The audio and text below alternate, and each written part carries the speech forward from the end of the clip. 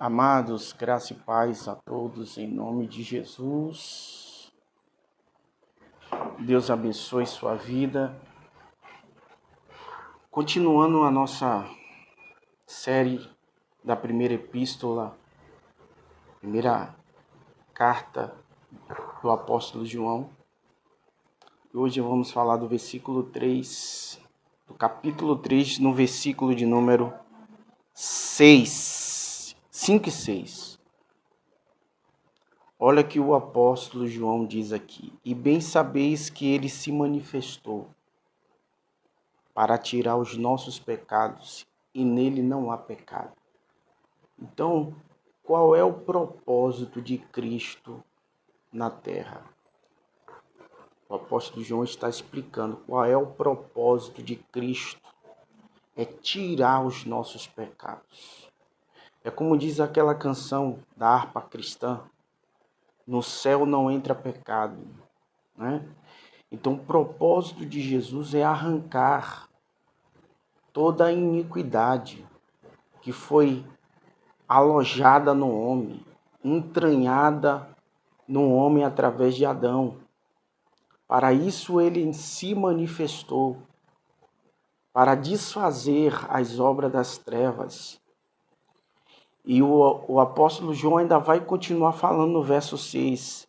Qualquer que permanece nele, que permanece em Cristo, a palavra permanecer é continuar habitando na sua presença. Qualquer que permanece nele não vive pecando. Qualquer que vive pecando não o viu nem o conheceu. Então, isso aqui é muito claro, é muito evidente o que o apóstolo João está dizendo.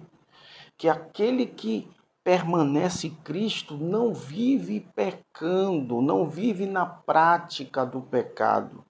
Por quê? Porque todo aquele que vive na prática do pecado, que vive pecando, não o conheceu. Ah, mas eu conheço a Bíblia, eu conheço sobre salvação, conheço sobre teologia, eu conheço sobre as passagens bíblicas.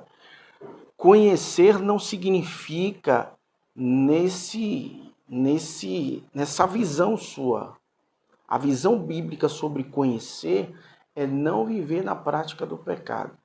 Porque você pode conhecer a Bíblia, mas permanece ainda no pecado.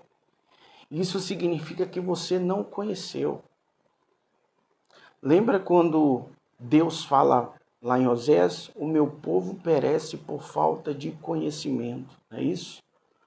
Por que o povo perece por falta de conhecimento? O conhecimento chega a nós para não permanecer no erro. Jesus disse: errais por não conhecer as Escrituras nem o poder de Deus. Ok? Então, conhecimento sem vivência não significa que você experimentou da presença de Deus. Não significa que você o conhece de fato. Porque todo aquele que permanece na sua presença não permanece na prática do pecado. Olha o que ele vai dizer aqui, verso 8. Quem pratica o pecado é do diabo. Isso aqui é bem direto. João é bem direto aqui. Quem pratica o pecado é do diabo. Não pode uma fonte jorrar dois tipos de água, salgada e doce. Ou é doce ou é salgada. Então ele está dizendo, quem pratica o pecado é do diabo, porque o diabo vive pecando desde o princípio. Para isso o Filho de Deus se manifestou, para desfazer as obras do diabo. Aí ele já vai dizer, aquele que é nascido de Deus, aqui já tem um conceito aqui a respeito dos que não vivem na prática do pecado. Se você continua na prática do pecado, é porque você não nasceu de Deus. Você está na igreja, você ouve a palavra, você conhece o evangelho, mas você não nasceu do Espírito. Olha o que ele diz aqui: qualquer que é nascido de Deus não vive na prática do pecado. Por que não vive? Porque a sua semente permanece nele. Que semente é essa? É a palavra, é o Espírito de Deus na pessoa. O Espírito Santo que está dentro da pessoa, ela não consegue viver na prática do pecado. Ela pode até ser tentada, mas ela não consegue viver na prática do pecado. Ela pode até pecar, ela pode até errar, mas ela não permanece, ela não continua. Por quê? Porque ela nasceu de Deus. Então, aquela pessoa que nasce de Deus, ele nasce para a justiça de Deus. Então, todo que é nascido de Deus não vive na prática do pecado. E isso revela que todo que é nascido de Deus é filho de Deus. E aí ele vai dizer: nisso são manifestos os filhos de Deus, verso 10, e os filhos do diabo. Qualquer que não pratica a justiça, que não anda na retidão, que não segue a palavra, que não pratica a palavra de Deus e não ama o seu irmão, não é de Deus. Não é de Deus. Pronto. Mas está na igreja, mas confessou Jesus, mas fez uma aliança com Cristo. Não é de Deus. É joio. Ok? É joio. Não pertence ao corpo de Cristo. Só está ali ocupando um espaço na igreja, mas não pertence verdadeiramente ao corpo de Cristo. Por quê? Porque não nasceu de Deus, não vive na prática, vive na prática do pecado, não se converteu, não foi regenerado, porque toda pessoa que é regenerada é filho de Deus. Mesmo que a pessoa confesse a Cristo, faça uma aliança com Jesus, esteja ali em todos os cultos na igreja, mas ainda vive na prática do pecado, ainda não é filho de Deus. Filho de Deus é aquele que nasce de novo, aquele que nasce da água do Espírito. 1 João diz que ele não nasce da carne nem da vontade do varão, mas nasce de Deus. Aí olha o que o apóstolo João vai falar. Agora vamos pular aqui, né, para o capítulo 5, para você entender. Todo aquele que crer que Jesus é o Cristo é nascido de Deus. Então eu nasci de Deus se eu creio que Jesus é o Cristo. Eu creio. Eu creio que Jesus é o Cristo. Eu creio que Ele é o Salvador.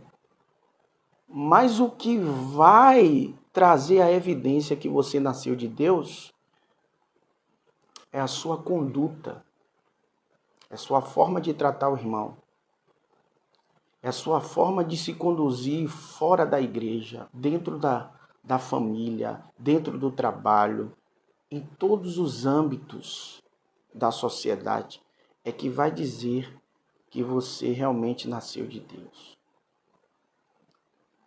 Aqui, ó, todo aquele que crê que Jesus é o Cristo é nascido de Deus, e todo aquele que ama o que gerou também ama o que dele é nascido. Ou seja, todo aquele que ama ao que o gerou também, ao que dele é nascido. Todo aquele que ama o seu irmão, que tem comunhão com o irmão, que não tem o sentimento de inveja, de ciúme, aqueles que verdadeiramente se alegram com o povo que está no seio da igreja, que glorifica, que adora o Senhor, que tem prazer também em ver as pessoas adorando a Deus em comunhão. Esse é nascido de Deus, esse ama a Deus. Aí olha o que o apóstolo João vai dizer. Nisto conhecemos que amamos os filhos de Deus, quando amamos a Deus e guardamos os seus mandamentos. Então, se você ama os filhos de Deus,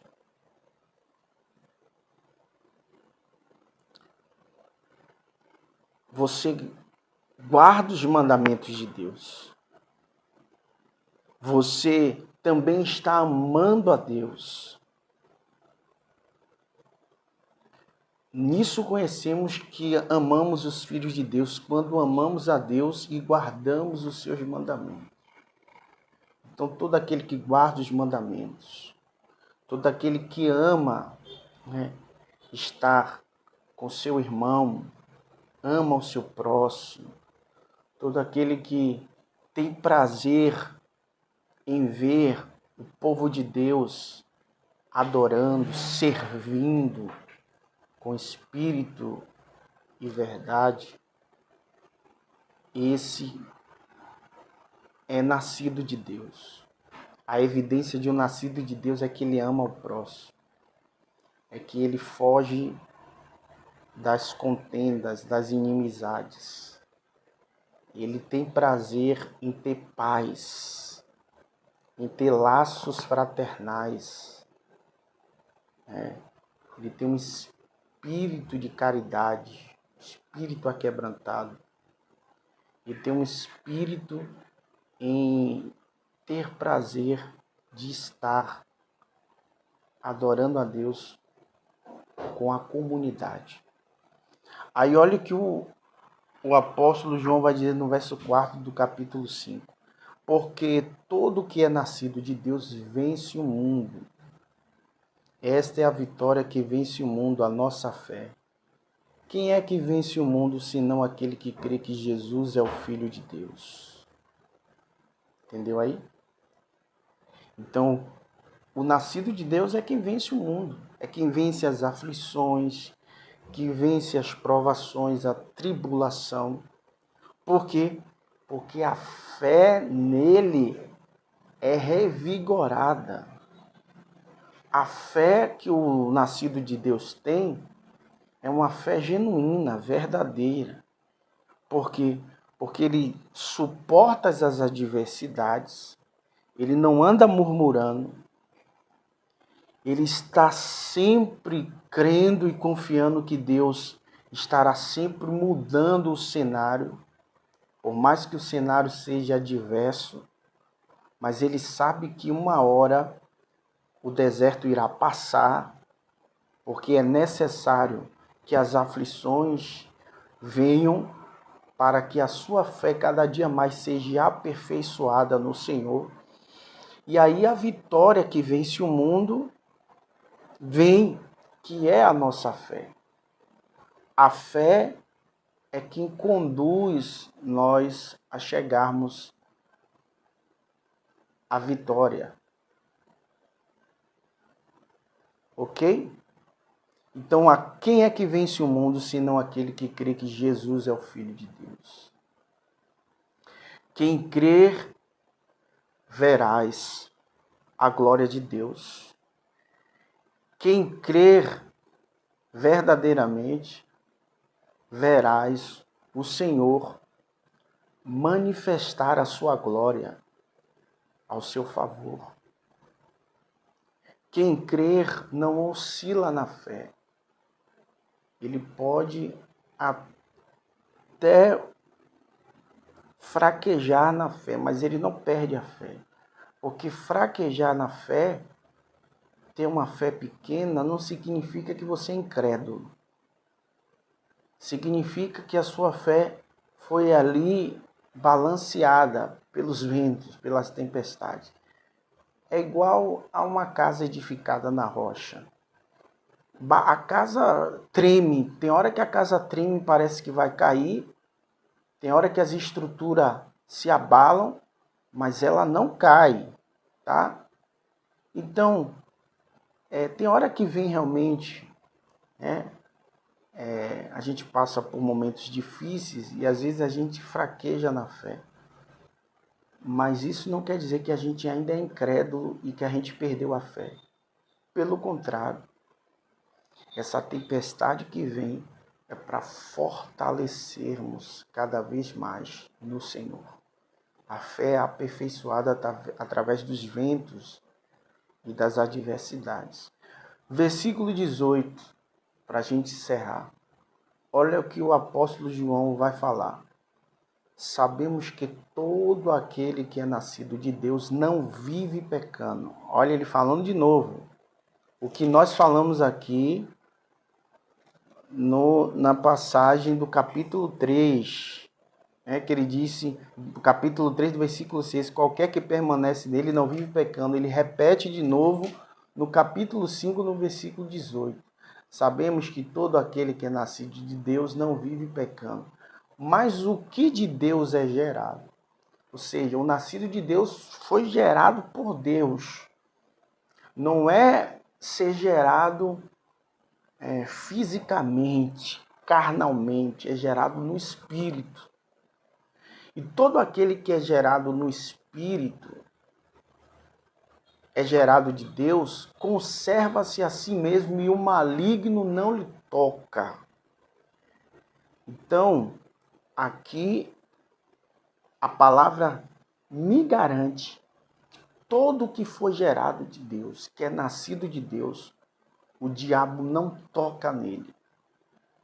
O diabo pode ficar ao seu derredor, o diabo pode até tentá-lo, mas o diabo não toca, o diabo não destrói, o diabo não derruba.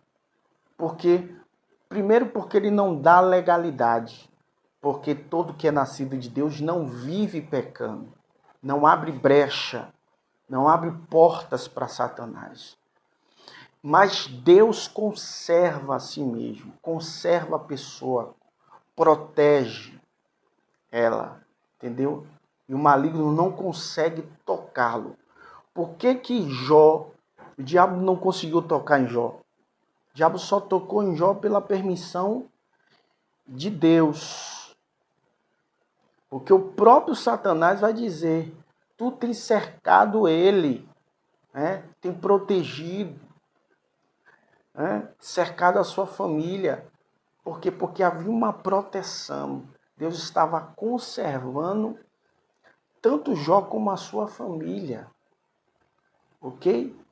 Porque Jó era um homem de Deus, um homem devoto, um homem separado, um homem que se desvia do mal, se desvia do mal, não abria brecha, legalidade para o diabo. Ele se desvia do mal, ele era íntegro, reto. Jó era um homem que era nascido de Deus, gerado por Deus. Um homem justo. Todo que é nascido de Deus é justo. Todo que é nascido de Deus não vive na injustiça. Ele vive na justiça de Deus. E o maligno não lhe toca. Ok? Deus abençoe sua vida. Em nome do Senhor Jesus Cristo.